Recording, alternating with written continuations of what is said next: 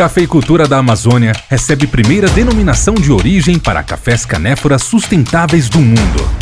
Pode passar um cafezinho que está no ar. Pode Café Robusta. Aroma, sabor e tecnologia. Venha para este mundo cafeinado. Escrito por Henrique Alves, doutor em Engenharia Agrícola e pesquisador da Embrapa Rondônia. E Renata Silva, jornalista da Embrapa. O dia 1º de junho de 2021 é um marco histórico para a cafeicultura da Amazônia e do mundo. Rondônia acaba de ter reconhecida a primeira indicação geográfica, IG, do tipo Denominação de Origem, DO, do café canéfora robusta e conilon sustentável do mundo. Este reconhecimento da IG Matas de Rondônia para robustas amazônicos do tipo Denominação de Origem foi concedida pelo Instituto Nacional da Propriedade Industrial, INPI, e consolida a qualidade dos cafés da espécie Coffea canéfora. A indicação geográfica serve para designar produtos ou serviços que têm características positivas únicas e indissociáveis dos fatores que compõem a sua origem. Para produtos agrícolas, estes fatores também são conhecidos como terroir, uma mistura que leva em consideração clima, solo, genética e aspectos culturais da população envolvida no processo produtivo. O saber fazer é crucial na definição de uma IG. Afinal, o fator humano e sua capacidade de modificar o ambiente, selecionar materiais genéticos e manejar lavouras não pode ser ignorado. Neste caso, se trata de uma interferência quase sempre positiva, e este é o princípio da indicação de procedência, IP. No caso da denominação de origem, é um processo ainda mais complexo, pois, além do saber fazer e seus aspectos culturais, leva em consideração que o café e suas qualidades intrínsecas têm uma relação direta com as características do terroir da região. Para a denominação de origem Matas de Rondônia, esta delimitação é formada por 15 municípios: Alta Floresta do Oeste, Cacoal, São Miguel do Guaporé, Nova Brasilândia do Oeste, Ministro Andreasa, Alto Alegre dos Parecis, Novo Horizonte do Oeste, Seringueiras, Alvorada do Oeste, Rolim de Moura, Espigão do Oeste, Santa Luísa do Oeste, Primavera de Rondônia, São Felipe do Oeste e Castanheiras. Dada a complexidade e importância do processo de reconhecimento da cafeicultura da região Matas de Rondônia, coube à Embrapa documentar e justificar os aspectos que tornam o café e a região únicos e merecedores deste selo de origem. Sabemos que a cafeicultura é formada de boas práticas agronômicas, história e ciência. Esse verdadeiro dossiê que subsidiou o pedido de reconhecimento retratou e documentou este conjunto de valores da cadeia de produção e transformação. Isso só foi possível graças a um trabalho de mais de 4 décadas que a Embrapa vem realizando, com a geração e transferência de soluções tecnológicas para a cafeicultura na Amazônia. A indicação geográfica pode ser uma ferramenta poderosa de valorização de um produto, mas ela não tem a função de trazer notoriedade. A todos que desejam traçar o longo caminho de obtenção de um selo de IG, antes de mais nada, é preciso responder a algumas perguntas. O meu produto tem características únicas e qualidade especial? Como se diferencia dos seus pares? Existe uma relação de causa e efeito com fatores ambientais, genéticos e culturais? Tudo isso pode ser delimitado geograficamente? Outras pessoas, além de mim, reconhecem a notoriedade do que eu produzo? Se é possível responder estas questões sem titubear, mãos à obra. É preciso organizar os interessados e comprovar técnica e cientificamente a cada uma destas respostas. Antes de mais nada, há uma regra primordial no que diz respeito às IGs e que, às vezes, passa despercebido. Por mais habilidosos e dedicados que os atores de uma cadeia produtiva sejam, não se pode criar uma IG. Este é um processo de reconhecimento e valorização da qualidade de um produto e a sua origem. Outro equívoco comum é que não existe IG para produtos medíocres. Não se trata de uma ação solidária. É, antes de tudo, um selo que atesta a originalidade e a singularidade de um produto ou serviço. Dito isto, se entende a complexidade e a importância de se obter um selo de origem de um produto agrícola. Após o reconhecimento da IG, é preciso que toda a cadeia produtiva e de transformação trabalhe para aproveitar ao máximo seus benefícios e conquistar novos mercados que valorizem a história por trás do produto. Na cafeicultura, as IGs não são exatamente uma novidade. Existem casos de sucesso, como o da região do Cerrado de Minas, que tem grãos com alto padrão de qualidade, mundialmente reconhecidos. Possui grande organização da cadeia e emprega tecnologias de ponta que tornam a cafeicultura dessa região eficiente e sustentável. Mas, apesar dos avanços, o Brasil ainda não é devidamente reconhecido pela diversidade e especialidades de suas regiões produtoras. Ainda é o país das commodities, sendo responsável por quase 40% do mercado mundial. Isso está para mudar. Aos poucos estão aprendendo a valorizar e compreender que a singularidade da cafeicultura brasileira tem origem em sua pluralidade cultural, ambiental e genética. Nesse contexto, a cafeicultura na Amazônia é uma das mais emblemáticas do Brasil. De acordo com dados da Companhia Nacional de Abastecimento, CONAB, de 2021, o estado de Rondônia é o quinto maior produtor de café do país e o segundo da espécie canéfora. Com uma produção superior a 2,2 milhões de sacas de café, é responsável por 97% de todo o café produzido no norte do país. Incrustada no interior do estado, a região Matas de Rondônia é considerada o berço e a origem dos robustas amazônicos. Nem só de commodities é feita a cafeicultura da Amazônia. Antes de tudo, a terra de cafés especiais, colhidos em plantas que se adaptaram às condições amazônicas, com características sensoriais distintas e que têm agradado especialistas e consumidores exigentes no Brasil e no mundo.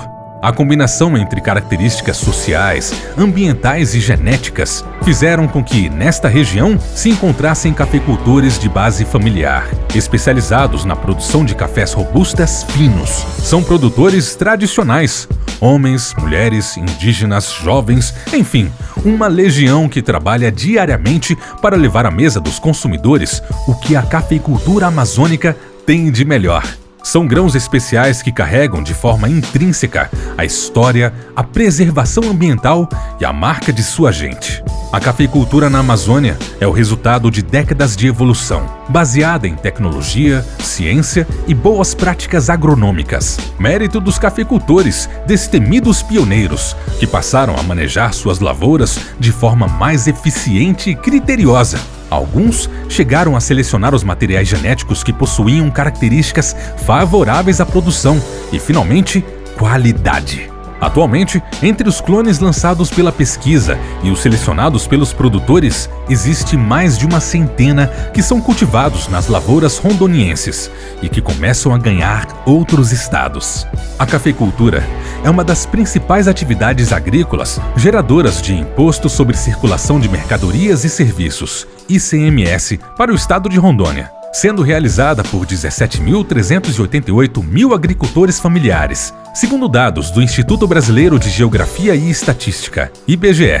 Desses, 10.147, ou 58,4%, estão estabelecidos nos 15 municípios inseridos na região de abrangência da IG Matas de Rondônia, considerando as 54.381 pessoas ocupadas na cafeicultura no estado. 29.630, ou 54,5%, estão nessa região. Esta IG possui um dos mais expressivos parques cafeeiros do país. Tem grande importância econômica e social, com cerca de 17% da população agrícola do estado. Detém mais de 60% das áreas de lavouras de café e gera 83% da produção de Rondônia. A relação dessa região com a atividade agropecuária é forte e em alguns municípios, como é o caso de Alto Alegre dos Parecis, 56% da população está ocupada nessa atividade, que é responsável por mais de 50% do Produto Interno Bruto, PIB, do município. É importante salientar que, mesmo para os municípios menos dependentes da atividade agropecuária, a vida econômica, cultural e social está vinculada à agricultura. Em resumo, todo o trabalho desenvolvido nessa região tem um impacto na vida de mais de 300 mil pessoas. As lavouras em todo o estado estão conduzidas em módulos familiares de pequena escala, com média de 4 hectares plantados. A base de toda a mão de obra é familiar e o processo de colheita é manual. A exceção fica para um pequeno grupo de produtores que possuem equipamentos para colheita semi-mecanizada. Com relação à prática de irrigação, o percentual médio de lavouras irrigadas é o maior no conjunto dos municípios situados no âmbito da região proposta para a EG, 59,1%. A média do estado é de 50,9%. Além de originarem bebidas excelentes, os robustas amazônicos são plantas vigorosas e produtivas. São conduzidas em multicaules e têm um sistema de poda programada, que mantém as lavouras renovadas e diminui o efeito da bianualidade da produção. Os cafés robustas são plantas alógamas, ou seja, possuem a necessidade da fecundação cruzada, e por isso os cafeicultores cultivam linhas intercaladas de 6 ou mais clones. Cada um desses clones possui a sua característica de porte, produção, tamanho de frutos e ciclo de maturação. São materiais genéticos extremamente responsivos aos tratos culturais e, em lavouras bem cuidadas, não raro, ultrapassam 150 sacas por hectare. Os arranjos espaciais das lavouras variam bastante. Os mais comuns, de 70 centímetros a 1,50 m entre plantas, e 2,5 e 3,5 metros entre linhas de plantio. O número de hastes produtivas por hectare varia de 8 a 12 mil. O clima da região da IG Matas de Rondônia caracteriza-se por apresentar uma pequena variação espacial e temporal da temperatura média do ar no decorrer do ano. O mesmo não ocorre em relação à pluviosidade, que apresenta variações consideráveis. A temperatura média anual entre 23,2 e 26 graus Celsius encontra-se dentro da faixa apta para o cultivo do Coffea canephora. A precipitação média anual varia de 1.340 e 2.340 milímetros, com média de 1.900 milímetros. São duas estações bem definidas. A chuvosa, de outubro a abril, em que se encontra quase 90% da precipitação anual, e a estação seca, com chuvas escassas, entre os meses de junho e agosto, com precipitação mensal inferior a 50 milímetros. Os meses de maio e setembro são de transição.